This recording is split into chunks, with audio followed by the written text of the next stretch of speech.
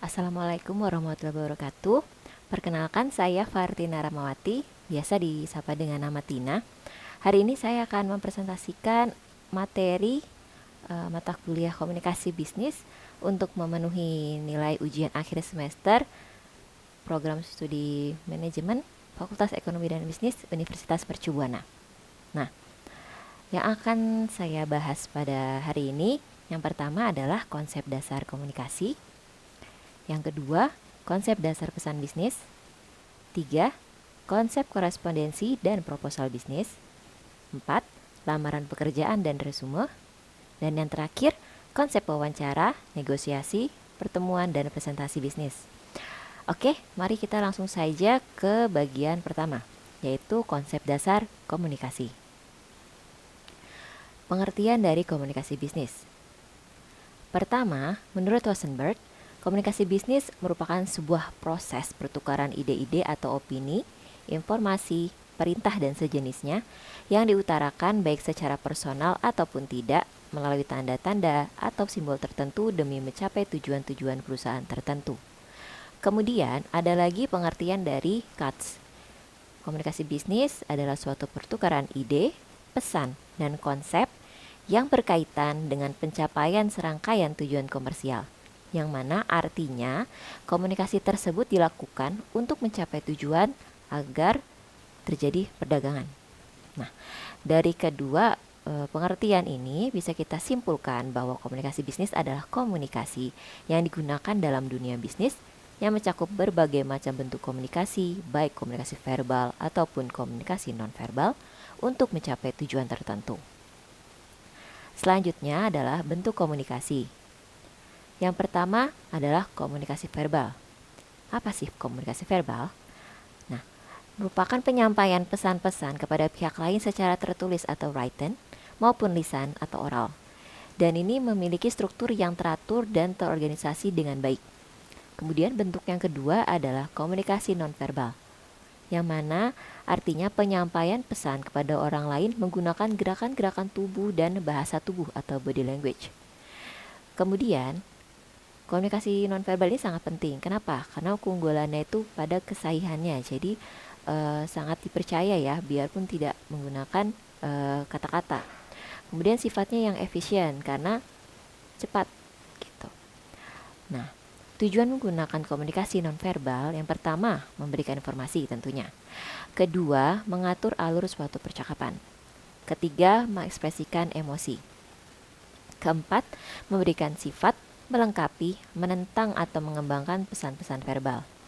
Kelima, mengendalikan atau mempengaruhi orang lain. Dan 6, mempermudah tugas-tugas khusus. Selanjutnya adalah proses komunikasi. Yang pertama, si pengirim itu akan mempunyai ide atau sebuah gagasan, yang kemudian diubah ide tersebut menjadi pesan. Pesan tersebut dikirimkan melalui saluran dan media yang mana akan diterima oleh si penerima pesan. Si penerima pesan akan menafsirkan pesan yang diterima dan kemudian akan memberikan tanggapan atau umpan balik ke si pengirim yang mempunyai ide tadi melalui saluran dan media. Kemudian ada hambatan komunikasi dan bagaimana cara memperbaikinya. Faktor utama penghambat komunikasi adalah 1. Masalah dalam pengembangan pesan. Kedua, masalah dalam penyampaian pesan. Ketiga, masalah dalam penerimaan pesan. Dan yang terakhir, keempat, masalah dalam penafsiran pesan. Nah, hambatan-hambatan dalam komunikasi yang pertama adalah gangguan. Kemudian kedua ada informasi yang berlebihan. Ketiga, perbedaan persepsi sehingga terjadi misinterpretasi. Kemudian keempat, perbedaan dalam menggunakan bahasa. Kelima, lingkungan terbatas. Dan keenam, taktik yang memperdaya. Kemudian bagaimana cara memperbaikinya? Pertama, dari persepsi. Kemudian, ketepatan. Ketiga, kredibilitas. Keempat, pengendalian. Dan yang terakhir, keharmonisan dari si komunikator. Kemudian ada pengertian komunikasi intrapribadi atau intrapersonal. Pengertian yang pertama dari Jurgen Durst dan Gregory Bateson. Komunikasi intrapribadi merupakan bentuk khusus dari komunikasi interpersonal dan dialognya adalah dasar dari semua wacana. Komunikasi ini mencakup berbicara kepada diri sendiri, membaca dalam hati, mengulangi apa yang didengar, dan berbagai kegiatan tambahan dalam berbicara serta mendengar apa yang dipikirkan. Membaca dan mendengar dapat meningkatkan konsentrasi dan retensi. Kemudian menurut Jalaluddin Rahmat, jika dilihat dari segi psikologis komunikasi, komunikasi intrapersonal adalah proses pengolahan informasi yang meliputi sensasi, persepsi, memori, dan berpikir. Kemudian yang terakhir dari Ronald B. Adler dan George Rodman mengatakan bahwa komunikasi intrapribadi adalah komunikasi dengan diri sendiri. Nah, variabel, elemen, dan fungsi dari komunikasi intrapribadi. Variabelnya ada 3. Yang pertama nilai-nilai, sikap, dan kepercayaan. Kemudian elemennya terdiri dari decoding, integration, memory, skemata atau serangkaian persepsi, encoding, feedback, dan gangguan. Fungsi dari komunikasi intrapribadi yang pertama adalah kesadaran diri. Kedua, menumbuhkan rasa percaya diri. Ketiga, manajemen diri. Keempat, memotivasi diri. Kelima, membuat kita fokus. 6, mandirian. 7, kemampuan beradaptasi.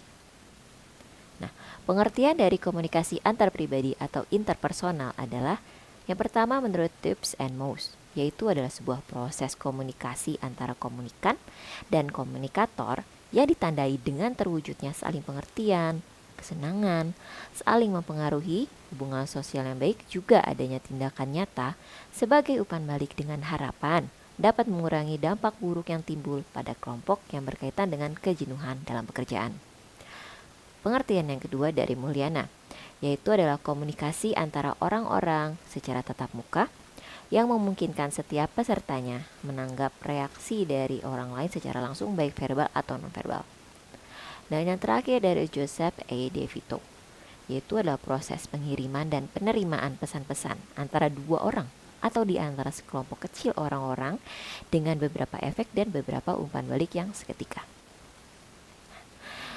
Rancangan, tujuan, ciri-ciri, dan efektivitas dari komunikasi antar pribadi. Rancangannya ada 3. Yang pertama, definisi berdasarkan komponen, definisi berdasarkan hubungan diadik, dan definisi berdasarkan pengembangan. Tujuannya untuk mengenal diri sendiri, mengetahui dunia luar, menciptakan dan menjaga hubungan, mengubah sikap dan tingkah laku, untuk bermain dan kesenangan, serta membantu orang lain. Ciri-ciri dari komunikasi antar pribadi yang pertama pasti dimulai dari diri sendiri. Kemudian mencakup aspek isi pesan dan hubungan antar pribadi, bersifat transaksional, dan mensyaratkan kedekatan fisik, melibatkan pihak yang saling bergantung dan tidak dapat diubah atau diulang. Efektivitasnya yang pertama adanya keterbukaan, memunculkan empati, menunjukkan sikap mendukung, sikap positif, dan adanya kesetaraan. Kemudian komunikasi dalam organisasi. Artinya, komunikasi yang terbentuk di dalam organisasi, di mana proses komunikasi tersebut dipengaruhi oleh struktur hierarki dalam suatu organisasi. Nah, tujuannya apa? Yang pertama, untuk mensosialisasikan peraturan yang berlaku dalam organisasi tersebut. Kedua, mensosialisasikan program kerja untuk mencapai tujuan organisasi. Yang ketiga, membina hubungan secara hierarki organisasi baik vertikal atau horizontal. Dan keempat, untuk menyelesaikan masalah dan membuat sebuah keputusan. Nah, kegiatan dalam komunikasi dalam organisasi yang pertama, menetapkan tujuan. Kedua, membuat dan melaksanakan keputusan. Ketiga, mengukur prestasi kerja. Keempat, merekrut dan mengembangkan staf. Kelima, pelayanan pelanggan. Keenam, negosiasi dengan pemasok. 7, interaksi dengan peraturan yang ada. Dan 8, membuat produk. Nah, fungsi-fungsi dari komunikasi dalam organisasi yang pertama ada fungsi informatif untuk memberikan informasi, fungsi regulatif untuk mengatur, fungsi persuasif untuk mempengaruhi, dan fungsi integratif campuran. Oke. Kemudian komunikasi di dalam organisasi itu memiliki 2 pola. Yang pertama, saluran komunikasi formal ataupun informal. Bentuknya bisa vertikal, yaitu antara atasan bawahan, atau horizontal yaitu ke sesama rekan kerja, dan diagonal yang mana bisa berseberangan dengan divisi lain atau departemen lain. Peran dari manajerial itu contohnya maksud saya ada 3, yaitu peran antar pribadi, yaitu menjadi seorang tokoh misalnya, kemudian peran informasional, kemudian peran untuk memutuskan. Selanjutnya hambatan dalam komunikasi di organisasi. Yang pertama teknis, yaitu dari fasilitas, ya. Kemudian hambatan semantik, yaitu dengan keterbatasan kata-kata atau perbedaan arti. Kemudian hambatan manusiawi, mungkin dari lingkungan atau memang dari pribadi masing-masing, ada kekurangan pendengaran dan lain. Kemudian ada komunikasi lintas budaya. Artinya, menurut Deddy Mulyana, merupakan proses pertukaran pikiran dan makna antara orang-orang yang berbeda budayanya. Kemudian menurut Samovar dan Porter, yang mana terjadi di antara produsen pesan dan penerima pesan yang latar belakang kebudayaannya berbeda.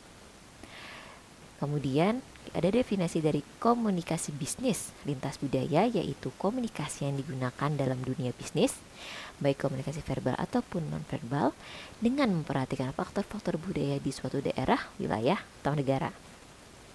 Nah, fungsinya apa? Yang pertama ada fungsi pribadi, yaitu untuk menunjukkan identitas sosial. Kedua, menyatakan integrasi sosial, dan ketiga, menambah wawasan budaya. Kemudian ada fungsi sosial untuk menjembatani kesenjangan, untuk memperkenalkan nilai budaya, dan untuk memberikan hiburan. Nah, kenapa komunikasi lintas budaya itu penting? Karena mobilitas manusia itu tidak bisa dihindari. Kemudian adanya saling kebergantungan ekonomi, sehingga pasti kita akan melakukan komunikasi. Kemudian adanya kemajuan teknologi informasi dan komunikasi. Kemudian bisa dilihat dari adanya pola imigrasi. Dan yang jelas, globalisasi serta kerjasama ekonomi regional. Kemudian dalam budaya ada kendala-kendala yang terjadi.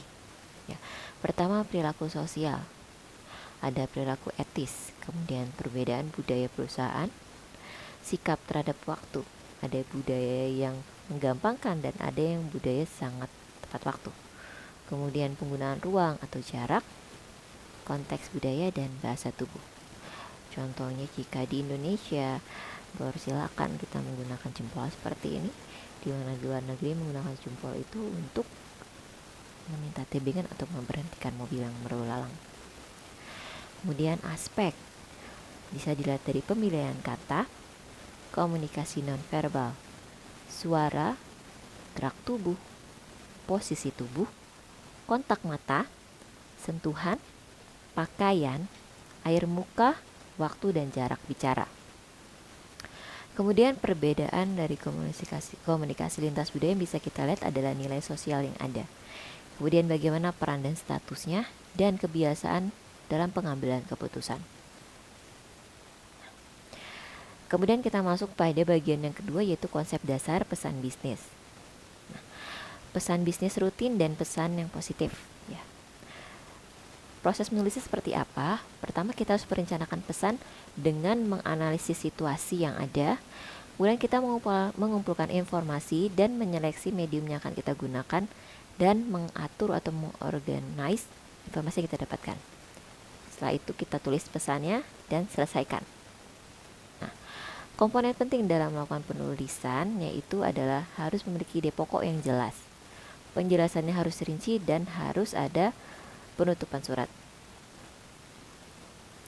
Kemudian ada istilah disebut good news yang merupakan surat yang menginformasikan kabar baik atau berita yang menyenangkan. Contohnya adalah tentang produk, yaitu misalnya ada keluarnya produk baru yang memberikan diskon, itu termasuk good news.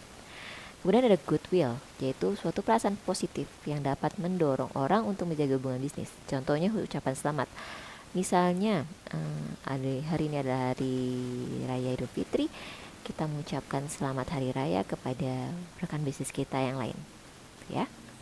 Kemudian contoh dari jawaban positif yaitu adalah contoh surat konfirmasi pesanan yang menyatakan kalau oke, pesanan kita terima dan kita proses. Kemudian menjawab permintaan informasi. ketika kita meminta penawaran produk, kemudian perusahaan tersebut memberikan list produk yang kita minta. Nah, ini adalah contoh surat rutin dan positif ya. Jadi biasa dilakukan dan memang sifatnya positif. Pertama, surat persetujuan kredit, kemudian referensi kredit, surat rekomendasi, surat pemberitahuan, dan resume. Pesan bisnis persuasif dan pesan negatif. Nah, secara untuk penyampaian pesan yang negatif atau bad news itu kita harus menciptakan audience centered tone, kemudian kita harus memilih perencanaan organisasional. Kemudian contoh informasi dan jawaban negatif ya, yaitu adalah bad news terhadap produk, misalnya menyatakan kalau produknya itu tidak bisa digunakan padahal sudah dicoba, seperti itu. Kemudian adanya penolakan kerjasama dan penolakan undangan. Kemudian penyampaian bad news ke pelanggan, contohnya adalah penolakan surat pengaduan dan keluhan, terus pengajuan mengganti produk dan ditolak, kemudian tidak memenuhi pesanan. Kita order suatu barang, kemudian mereka tidak bisa memenuhi, seperti itu. Kemudian ada bad news tentang orang. Jadi contohnya adalah kita menolak untuk membuat surat rekomendasi dan juga menolak lamaran pekerjaan. Nah, perencanaan dalam pesan persuasif itu pertama kita harus menganalisis audiens.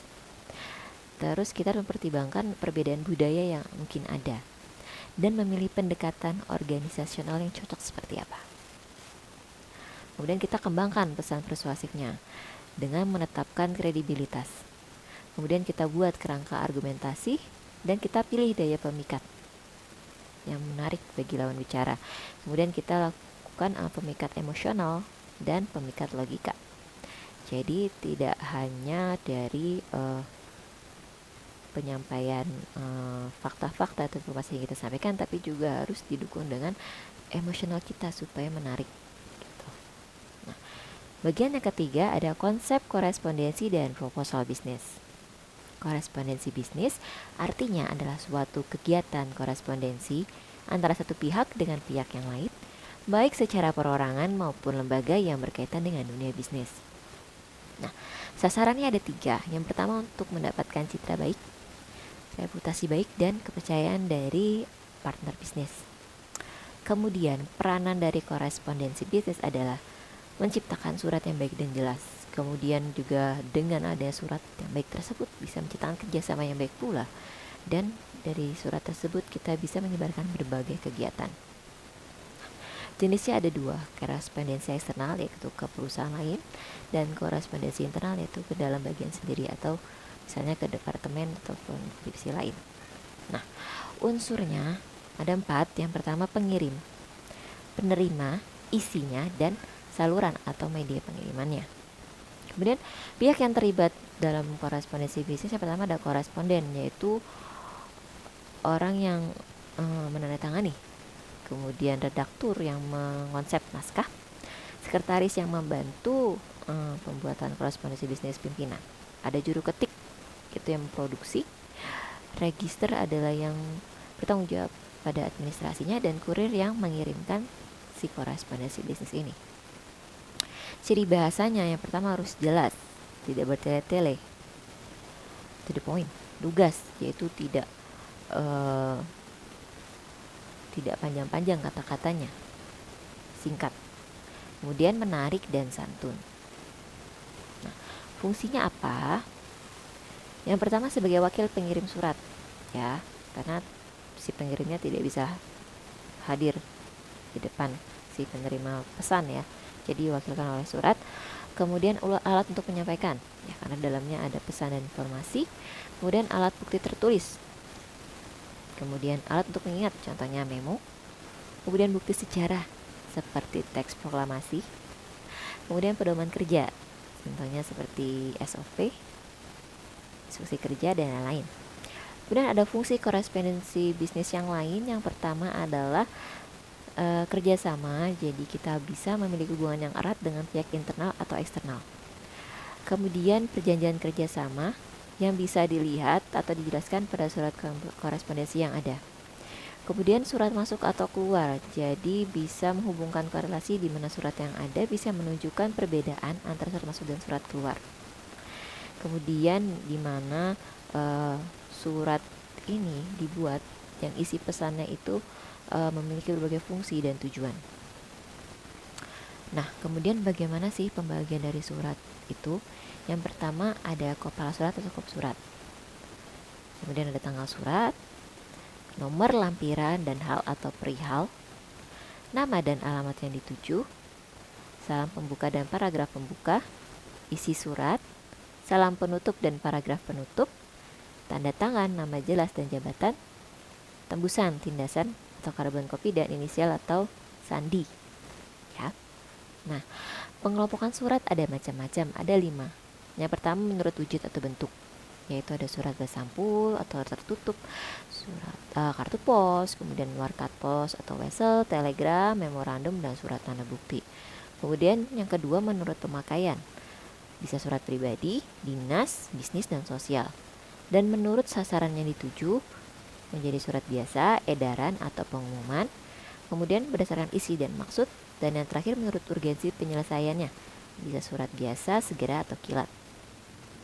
Nah, laporan bisnis merupakan suatu laporan yang punya berbagai karakter seperti netral, tidak memihak, objektif, penyampaian informasi intern maupun ekstern yang biasanya diminta oleh mereka yang memiliki kewenangan yang lebih tinggi dan memiliki suatu tujuan tertentu, yaitu membantu pemecahan masalah dan pengambilan keputusan.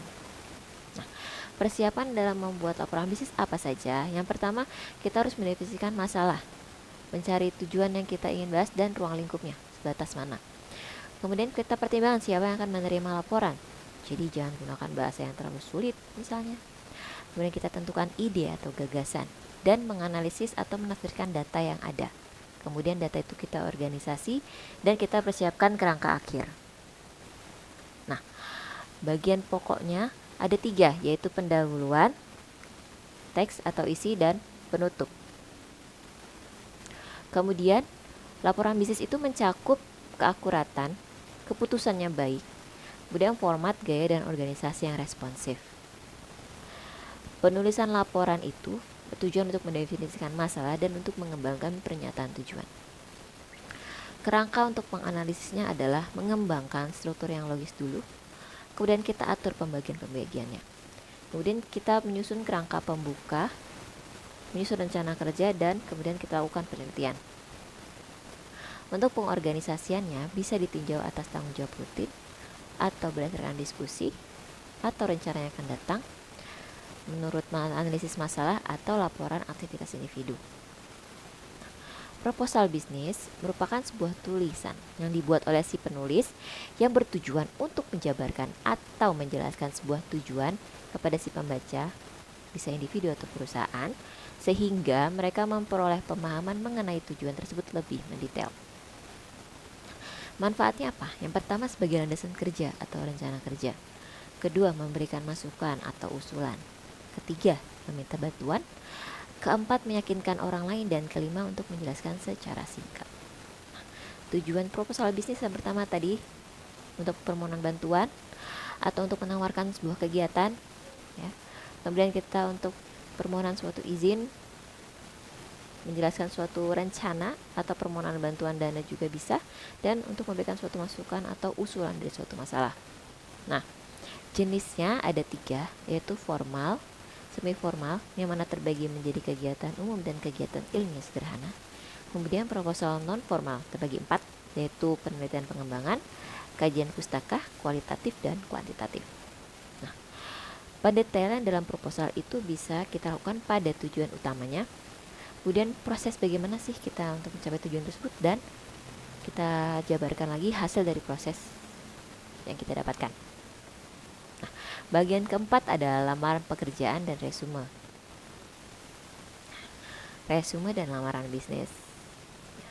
Dalam pembuatannya kita harus memperhatikan AIDA, yaitu attention atau perhatian. Kita harus bisa mendapatkan perhatian dari si pembaca. Mungkin bisa kita buat dari desainnya, Jadi begitu mereka melihat pertama kali adalah wah menarik untuk dilihat, padahal mereka belum membaca isinya. Kemudian interest, bagaimana caranya untuk menarik minat mereka membaca. Dan desire, supaya mereka lebih ingin tahu. Dan action, supaya mereka melakukan suatu aksi yang kita harapkan. Selanjutnya ada surat lamaran kerja, terdiri dari paragraf pembuka, pertengahan, dan penutup. Ya.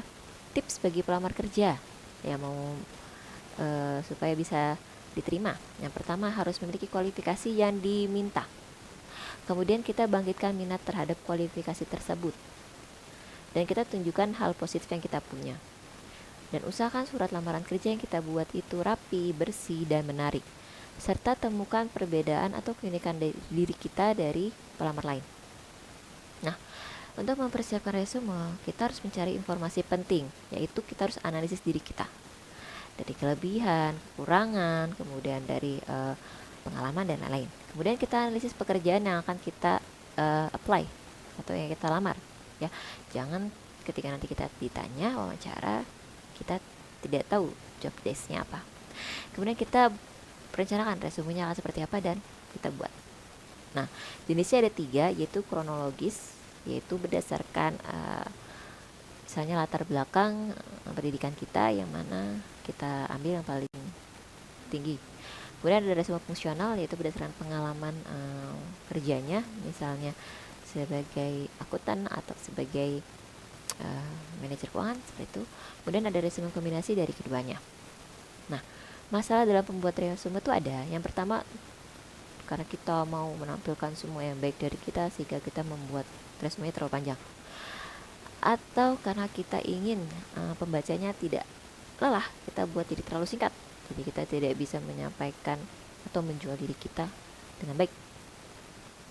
Kemudian format tulisan yang kurang baik, berantakan dan cenderung berputar-putar, seperti itu. Banyak menggunakan kalimat kompleks yang mungkin tujuan kita supaya terlihat pintar gitu ya. Dan ada banyak kesalahan ketik yang dimana menunjukkan kalau kita itu tidak teliti. Kemudian tidak bisa menunjukkan tujuan pekerjaan, serta kita overconfident atau keyakinan yang berlebihan pada diri sendiri dan kita mengada-ngada untuk data. Misalnya kita pernah menjabat menjadi seorang direktur utama, padahal juga tidak seperti itu.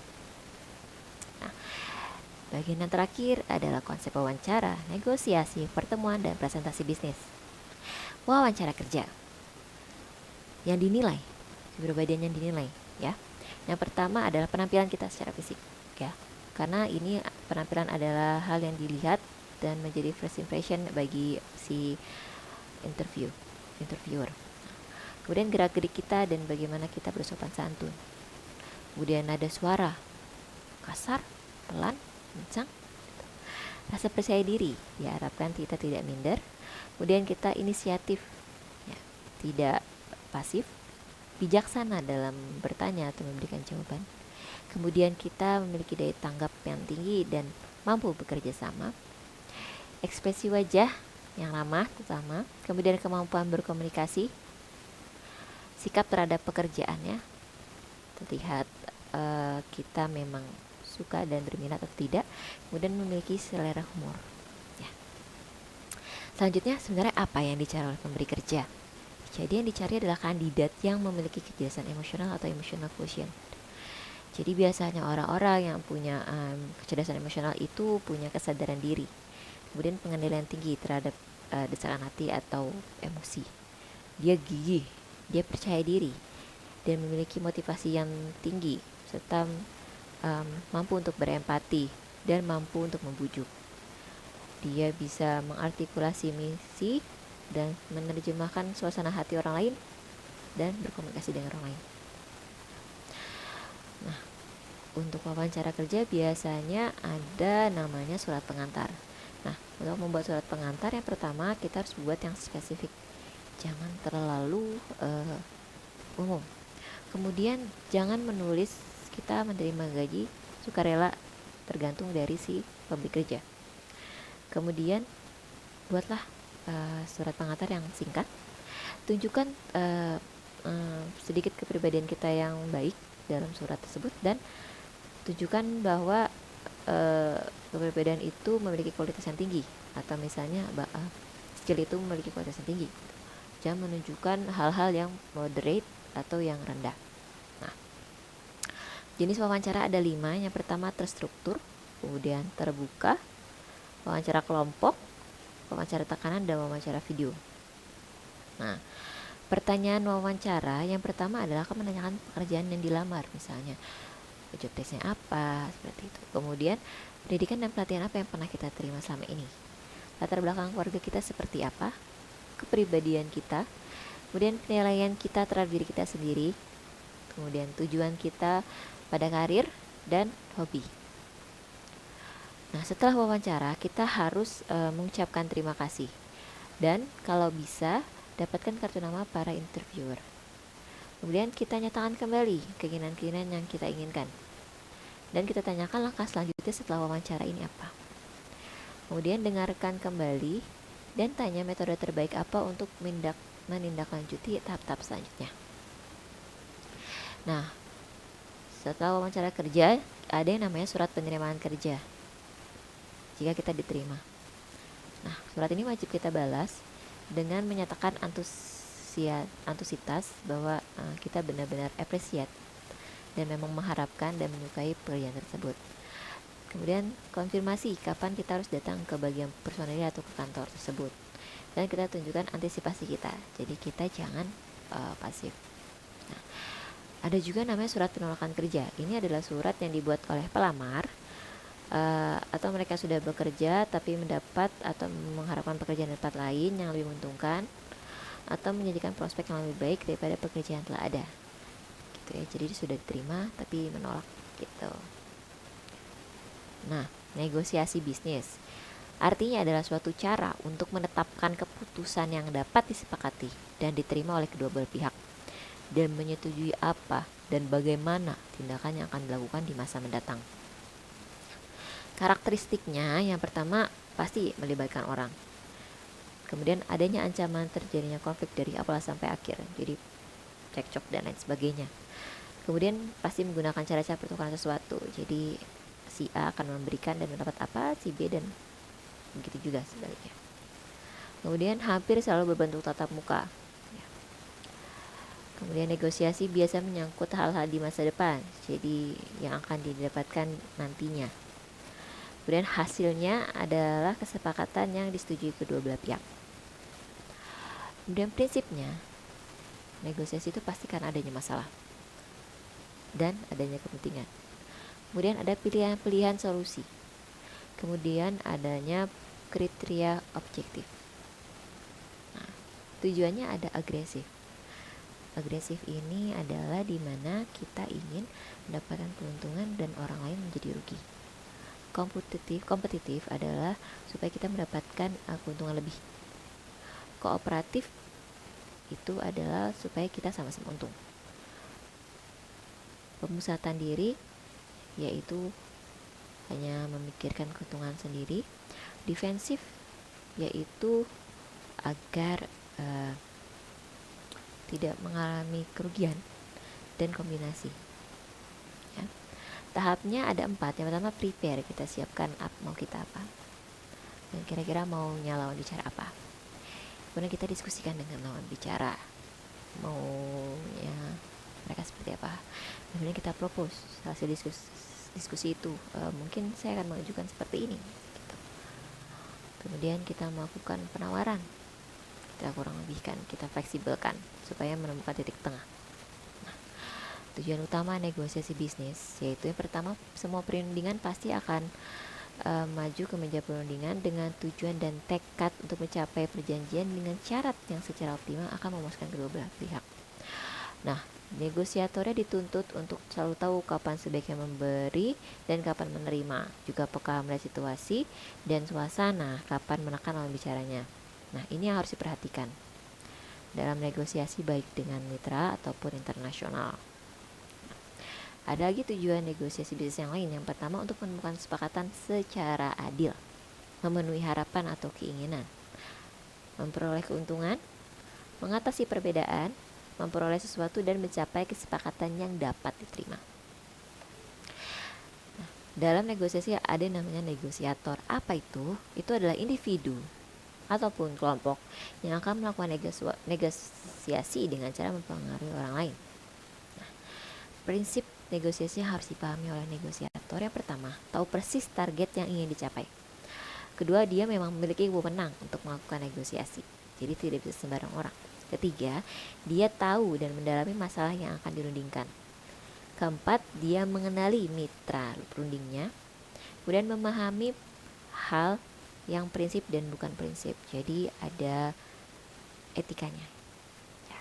Kemudian sifat negosiator yang baik, yang pertama dia percaya diri, kemudian dia berpenampilan yang baik, dapat mengendalikan emosi dan bisa menghargai orang lain. Kemudian dia tidak sombong karena tidak merasa sempurna, selalu sopan, ramah, simpatik dan humoris. Kemudian berpikiran positif, sabar, ulet dan tidak mudah putus asa, serta mencintai dan menekuni profesi yang dimiliki. Nah, kemampuan dasar yang harus dimiliki negosiator yang pertama, memiliki informasi, punya ilmu pengetahuan yang banyak, mampu melakukan penilaian yang baik, serta bijaksana dalam mengambil keputusan. Nah, cara menjadi negosiator yang pertama, haruslah seorang komunikator yang ulung. Kemudian menjadi pendengar yang baik, memiliki kemampuan persuasi dan menerapkan strategi dan taktik. Nah, strategi negosiasi bisnis itu yang pertama ada asosiasi, yaitu memanfaatkan merek atau brand yang ternama gitu ya, supaya menjadi keuntungan kita. Nah, disasosiasi justru kebalikannya, membuat si subjek ini malah berpaling ke produk lain.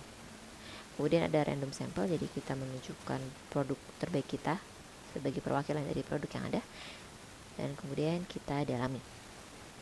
Nah, kesalahan umum yang sering terjadi adalah peningkatan komitmen yang tidak rasional karena ingin mendapatkan untung yang besar.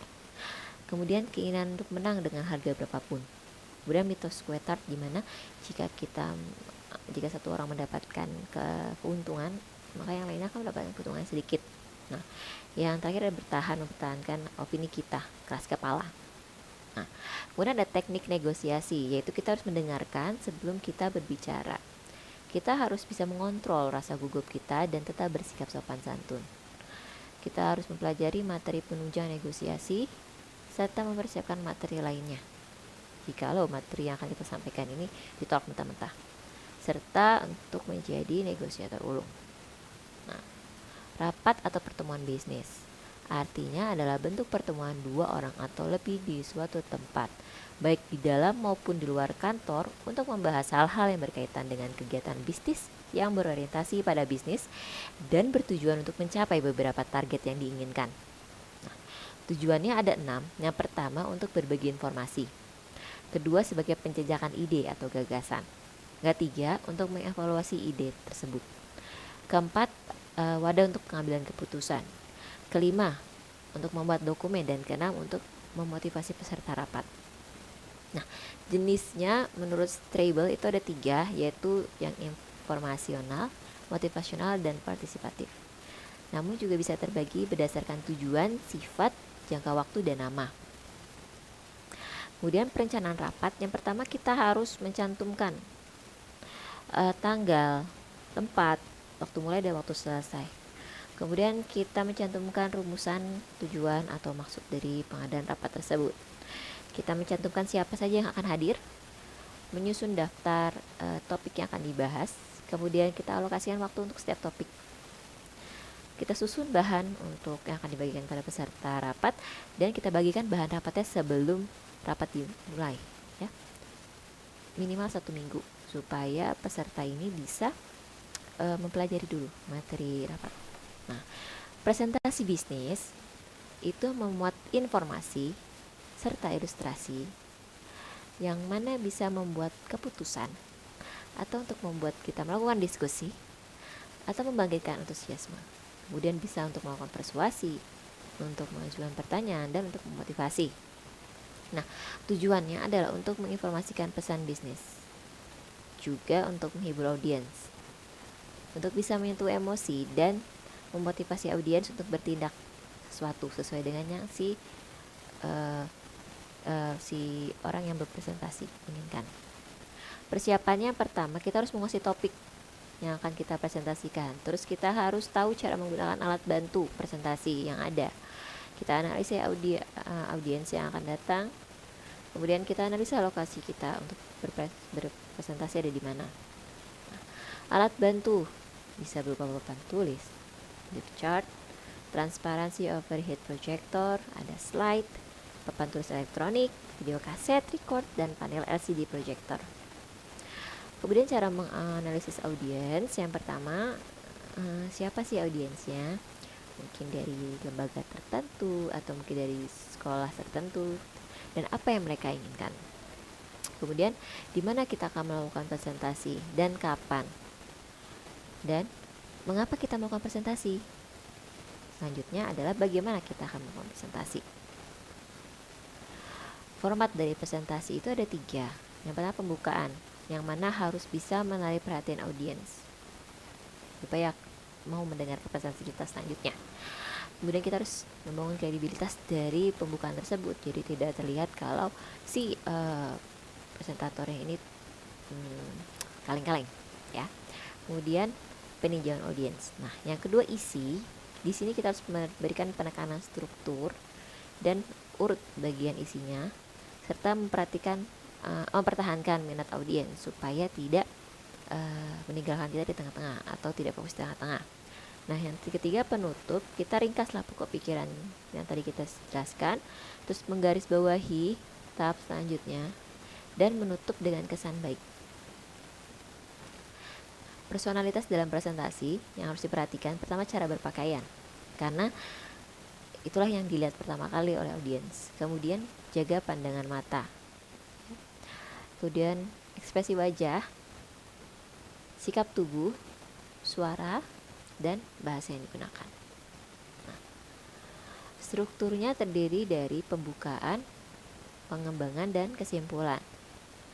Pola untuk mengorganisasi suatu presentasi yang pertama bisa dari pola kronologis, pola spasial, pola topikal, pola kausal, pola pemecahan masalah, pola pemikiran bijak, dan pola urutan termotivasi. Nah, fungsi adanya kesimpulan dalam presentasi itu untuk meringkas hal-hal utama, untuk memusatkan tema dan tujuan, dan mengingatkan kembali tentang urgensi bisnis. Kemudian memberikan jalan tindakan yang jelas serta mempersilahkan pengajuan pertanyaan. Nah, perencanaan presentasi terdiri dari mengkaji tujuan presentasi, kemudian kita analisa pesertanya, kita tentukan dan kembangkan tema pokok, kita klarifikasi data yang akan kita gunakan atau yang kita dapatkan, dan menyusun outline dari presentasi tersebut. Nah, pendahuluan presentasi yang efektif, yang pertama akan mendapatkan perhatian yang menyenangkan, respon positif dari audiens. Kemudian akan meningkatkan keakraban dan apresiasi antara presenter atau penyaji dengan peserta presentasi. Kemudian kita akan memberikan alasan bagi audiens untuk menyimak isi presentasi kita dan mengarahkan peserta presentasi pada isi pesan, jadi tersampaikan ya. Kemudian formatnya ada 4, bisa berbentuk naskah, hafalan, dadakan, atau tanpa teks. Dan unsur untuk peningkatan penyampaian presentasi, yang pertama sikap tubuh, misalnya adalah posisi kita berdiri ya, jangan kelamar-kelamar gitu ya, tegap, rileks. Kemudian gerak isyarat mungkin dibantu dengan gerakan tangan ya, jangan melipat tangan di dada seperti ini. Kemudian menjaga kontak mata, itu juga memberikan efek kalau kita peduli juga dengan audiens ya, kita memperhatikan audiens. Kemudian ekspresi wajah untuk menunjang informasi yang kita sampaikan. Penampilan pribadi, karena penampilan adalah yang dilihat oleh audiens pertama kali sebelum mendengar suara kita atau untuk mengetahui apa yang kita sampaikan. Kemudian suara, volume, intonasi, pemilihan titik koma, dan lain sebagainya. Oke, sekian presentasi saya hari ini. Apabila ada kesalahan kata yang disengaja maupun tidak, saya minta maaf. Sekian dari saya. Wassalamualaikum warahmatullahi wabarakatuh.